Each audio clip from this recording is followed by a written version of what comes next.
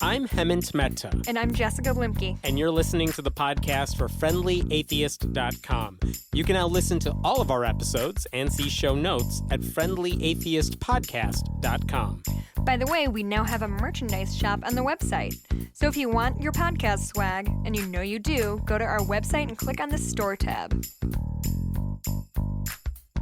Dr. Wynne LeGrow spent 3 decades as a physician in the Army, where he was promoted to major, and then in private practice.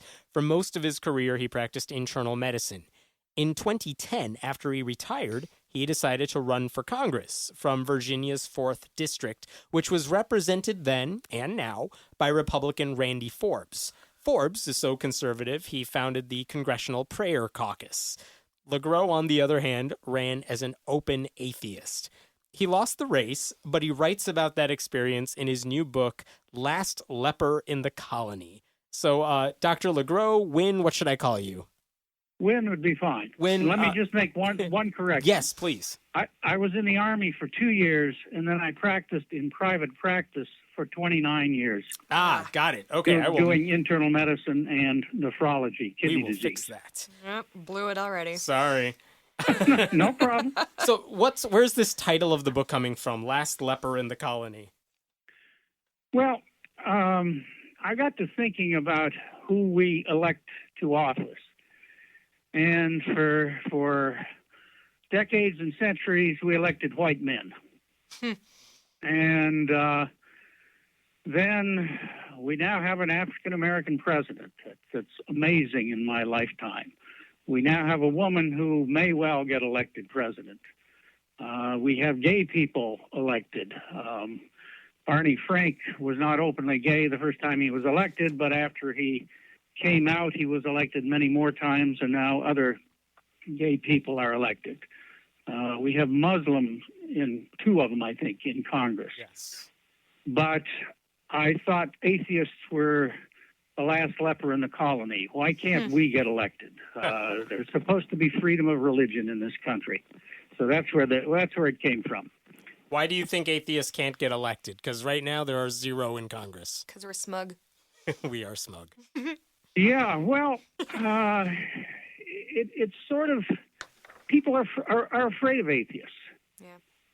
I mentioned in the book, back before my college career was a little unusual, and I graduated in an off quarter in December of 67, and I didn't start medical school till September the following year, so I had 9 months, and people didn't want to hire somebody for 9 months, and I ended up working in Lazarus department store in downtown Columbus, Ohio, and they put me at the extra desk. So they would stick me wherever they needed me, and I had one job where I would go out with the carpet layers, and I kind of liked it. I was an assistant to the carpet layers, and they made $10 an hour, which at that time was many times the minimum wage and considered a good income. I got to know this one guy pretty well, and we hit it off. And a couple of times we went to his house for lunch, and I met his wife. And sometime later, I casually mentioned I was a non-believer. And he was just indignant. And he said his wife never would have let me in the house had she known that. And it's sort of this gut reaction many people have to atheists. And I think part of it is taught. Many churches vilify atheists. And many atheists are afraid to be open because of that. So I think that's part of it. So people have a visceral reaction almost when they learn you're an atheist. And his reaction, instead of thinking, well, maybe what I think of atheists is wrong, because he seemed to like and respect me up until that point, instead of rethinking that, he thought, well, if I'm an atheist, there was something wrong with me. So I think that's part of the problem we have to overcome.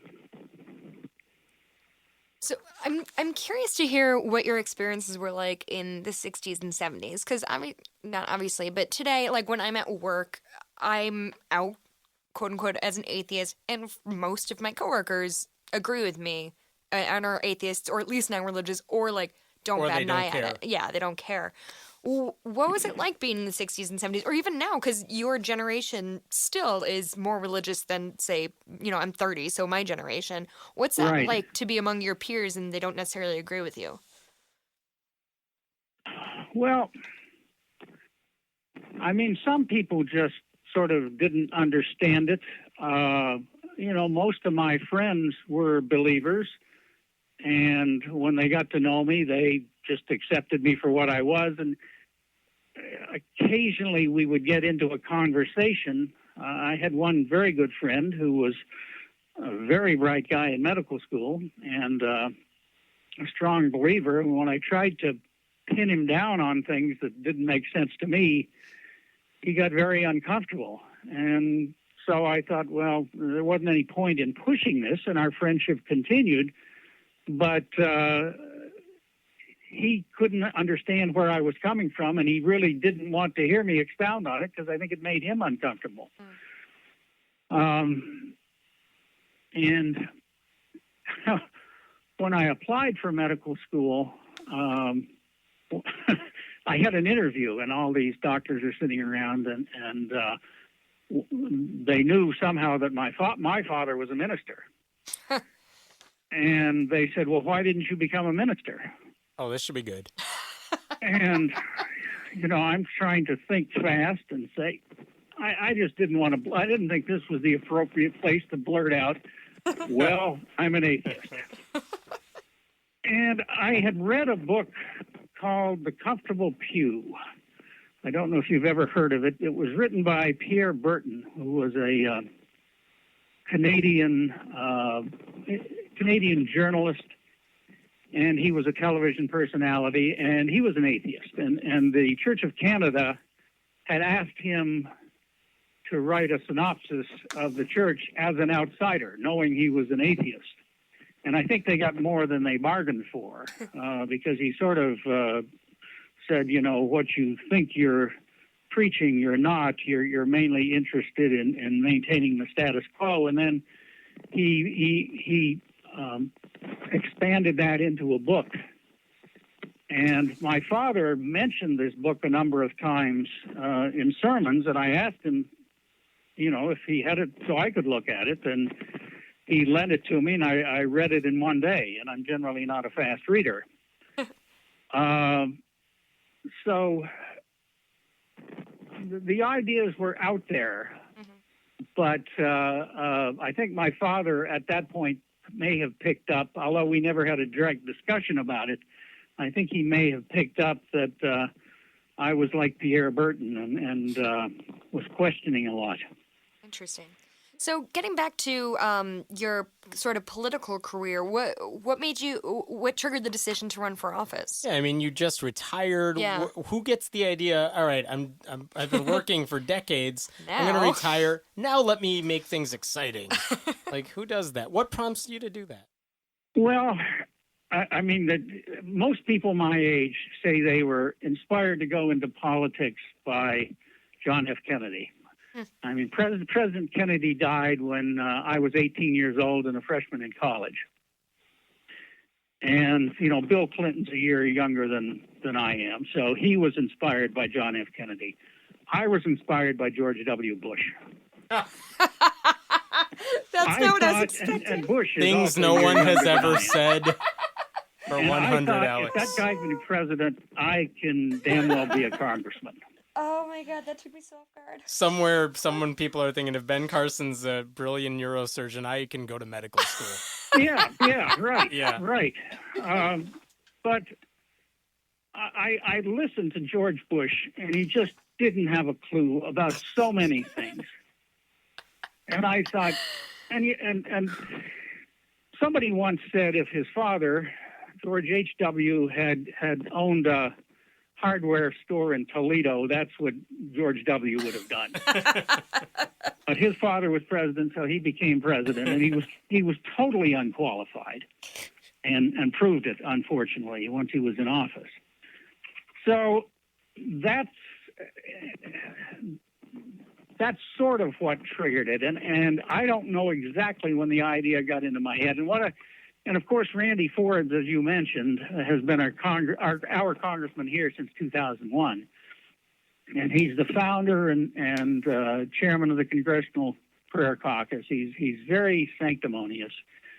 And I thought, well, wouldn't this be an interesting comparison here? The atheist running against the founder and chairman of the Congressional Prayer Caucus. And so I thought, if I run, I'm going to have to run openly as an atheist because I want to see what happens. I mean, I knew my chances of winning wouldn't be very good. And if I didn't draw some type of contrast, I knew I had no chance of winning. So I knew going in I was going to out myself publicly, and I just wanted to see what would happen. Did you have any experience in politics? Because again, that's a big leap to say, hey, you know what? I want to run for office. Let me go for Congress in like U.S. House, and I'll go up against this incumbent who has a lot of power. That's a big leap. So, like, what did you do to go from I'm sitting on my couch not liking George W. Bush to I want to make a run for this thing? And many of us have been. And you were the Democratic nominee that year. So, like, what happened in that time? Because most people cannot do that. Well, you know, excuse me, being an atheist, I figure I've only got one shot at life. And when I made the announcement, I was interviewed by a newspaper, and I said, well, I could have retired and played golf, or I could have tried to make a difference. And after a while, I'm sure I would have been bored with my golf game. So, you know who's good at golf? I thought, George W. Bush. I thought, why not? And art. And I had the idea had been sort of bouncing around in my head for a while before I told anyone, before I told my wife. And Randy Forbes would put articles in the newspaper that he apparently, I'm sure he'd written because they were about his personal experiences. But he would put things in there about things that would just irritate me. And I thought, I've got to run against this guy. You know, he would justify, he didn't think the population understood the separation of church and state. He wrote one thing was, freedom of religion means freedom for religion, not freedom from religion. Ooh. That irritated me. Yeah. And he wrote one article about the Lincoln-Douglas debates. And he said that people running for office have an obligation to publicly debate their opposition. And I thought, I've got to save this article because if I ever do run, I think the guy will be afraid to debate me. Yeah. And so I kept that article, and sure enough, he wouldn't debate me. And because that would give you up some with level of legitimacy. All sorts of reasons for not debating me. I mean, the list went on, and they were ridiculous. And of course, the reason, and then at one point, one guy who worked for him and lives in town here was talking to a newspaper man here who I later talked to. And the newspaper editor said, well, why wouldn't Forbes debate? And the guy said, he didn't have to. Right. No. Right. He knew if he didn't debate, he couldn't say something stupid and he would win. And so he just avoided me. We had 3 joint appearances scheduled during the campaign. He didn't show up at any of them. And we had one scheduled debate, which was supposed to be on PBS, and it was supposed to be done at Old Dominion University and televised, and he wouldn't do that. And the one time we did, sort of by accident, end up in the same place.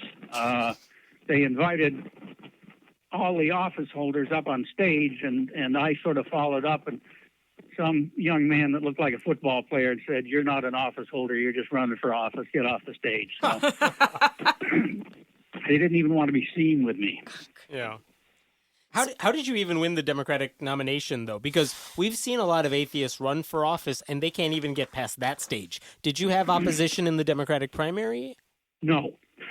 I'll do so it. no one wanted to run against Randy Forbes. Well, yeah. It was it was 2010. It was an off-year election. So, and I had, I always followed politics closely. I always voted, and I was interested in politics, but I never thought, one, because I'm an atheist, and two, because I'm something of an introvert, and most politicians are extroverts or bipolar or whatever.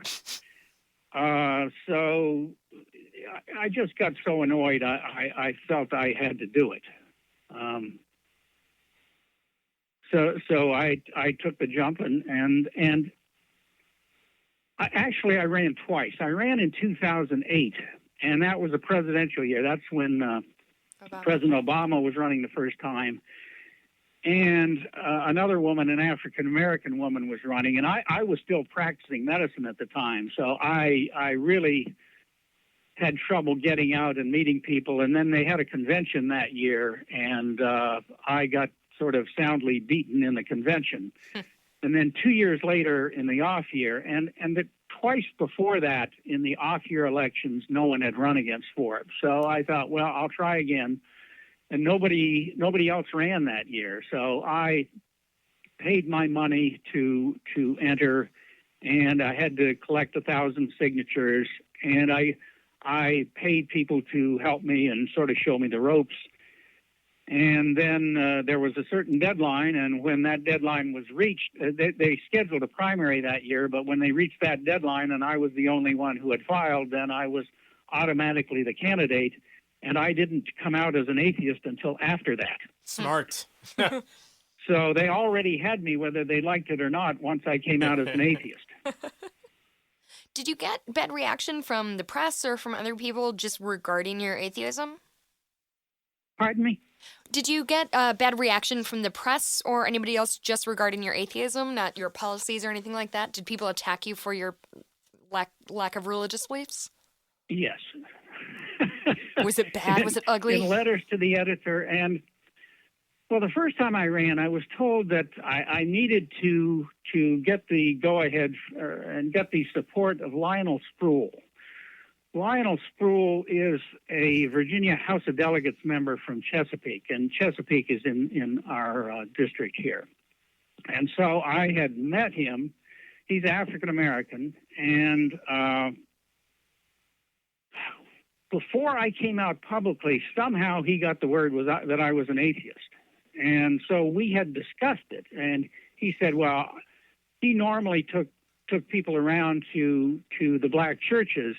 He said, but if you're an atheist, I can't do that. I said, well, okay, fine, whatever. But what he didn't say was that he was going to actively work against me and spread the word as much as he could. And I have a recording of him on a radio interview show where he flat out said he was not supporting me specifically because I was an atheist. Eesh. And then there was another African-American lady who was a state senator in Virginia, and I was at an event where she was, and I thought they were going to ask me to speak, but they never for some reason got around to it. But when she was speaking, she said, and I got the distinct feeling she was referring to me, she said, sometimes the best thing you can do is hold your nose and vote for the Democrat. Oof. Oof, that's gotta sting. That's one endorsement I got. Yeah. Endorsement in big quote hands. Yes. Strong endorsement. Hold your nose and vote for the Democrat. Wow. And Lionel Spruill, when he was on the radio, he said, I'm not going to hell behind no Democrat. Wow. Wow.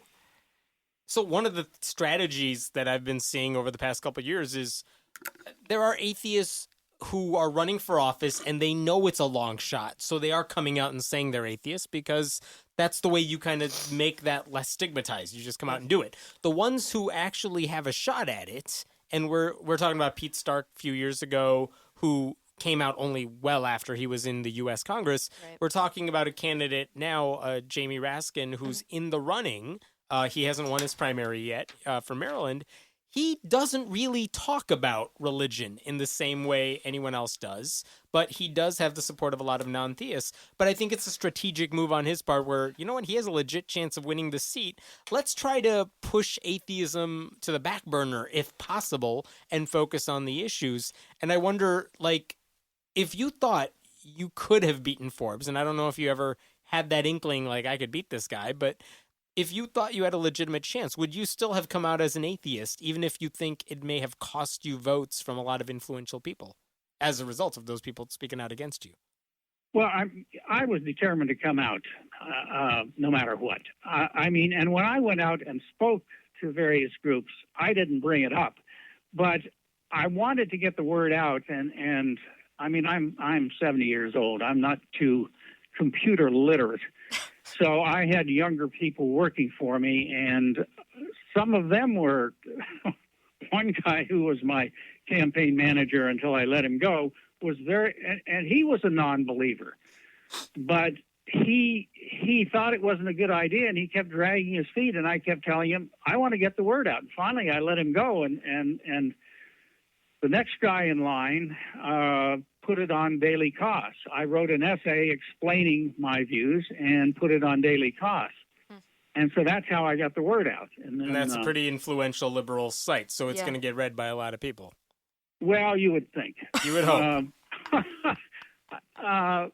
There was a lot of stuff posted there. Not everything. I would have got the word out better, and this is a little facetious, but if I put it out as a rumor. You think if you put it in the newspaper, or you put it, because after it came out on Daily Kos, one of the reporters for the Virginian Pilot, the Virginian Pilot is out of Norfolk, and it's the largest newspaper headquartered in the state of Virginia. And so he wrote an article, and it was a front page headline. The top of the front page, it said, "In God, only one trusts." And it was referring to the race between me and Forbes. Mm-hmm. And so I thought, well, the word is out now. Yeah. But it wasn't. You know, people don't read the newspaper. People don't talk about things. People are incredibly uninformed. The day of the election, I was in Petersburg at a polling place. And one young woman came up to me and she said she'd voted for me, and she said since she voted, somebody told her I was an atheist. She wanted to know if that was true. Oh, no. And I said, well, yes, it is. And it was too late. She'd already voted. Did she run back to her polling place like, no? So, I mean, I've been very impressed with how uninformed the electorate is. And so front page headline in the biggest newspaper. But, you know, I've seen people quizzed about civics and things, and they know nothing. Right. Yeah. So a front you page. Ask them about reality TV shows, and they know everything. You should have had your campaign slogan, like, pasted on Kim Kardashian, and that's how you do it. But a front page headline, you're saying, basically announcing your atheism, that didn't really affect much, maybe, at the end. No, well, and it's interesting. There are 11 congressional districts in Virginia, and going into the election in 2010, 6 of the seats were held by Democrats and 5 by Republicans.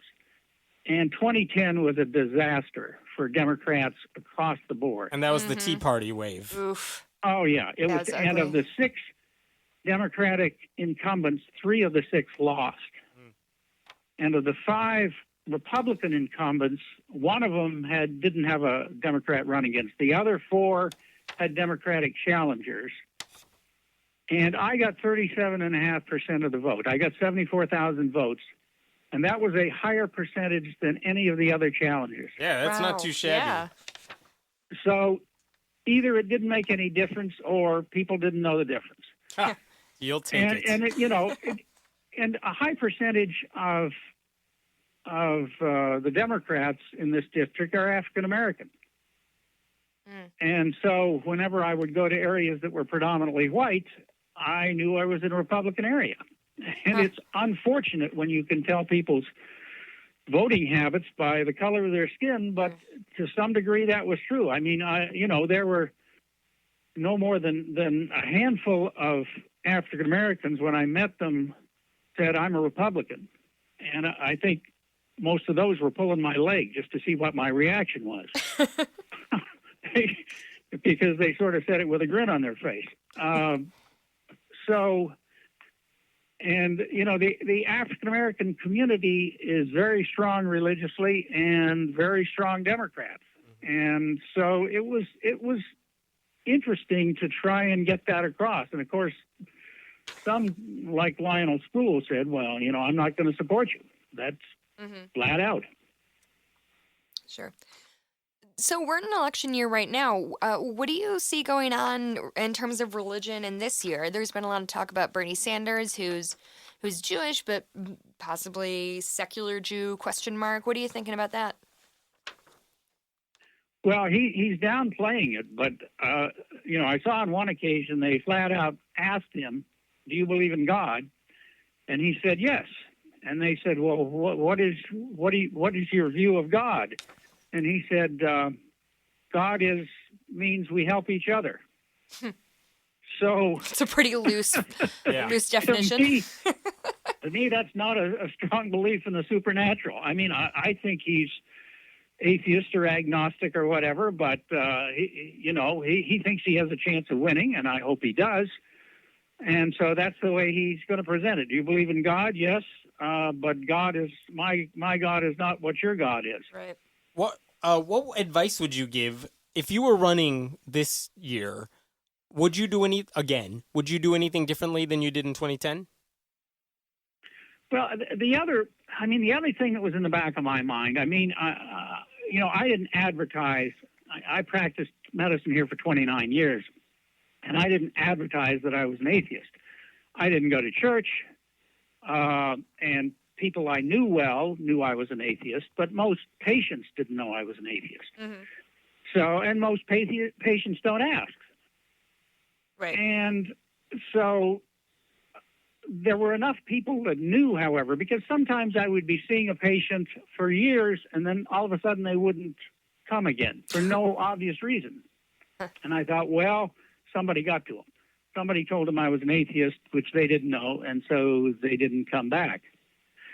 And so I thought if I ran and didn't make it public that I was an atheist and was doing well and had a chance of winning, I was quite sure my opponent would bring it out at the last minute and I would go, that would be it. Right. So I thought my only chance was to get it out first, answer whatever questions that came up, and go from there. Yeah. Because like I said, the first time I talked to you about Lionel Spool, he knew about it. And I hadn't, that was before it had gone public. So the word had gotten out. And so I felt, like I said, if I don't make it public and if the race is close, my opponent will bring it out near the end and that would ruin any chance I had.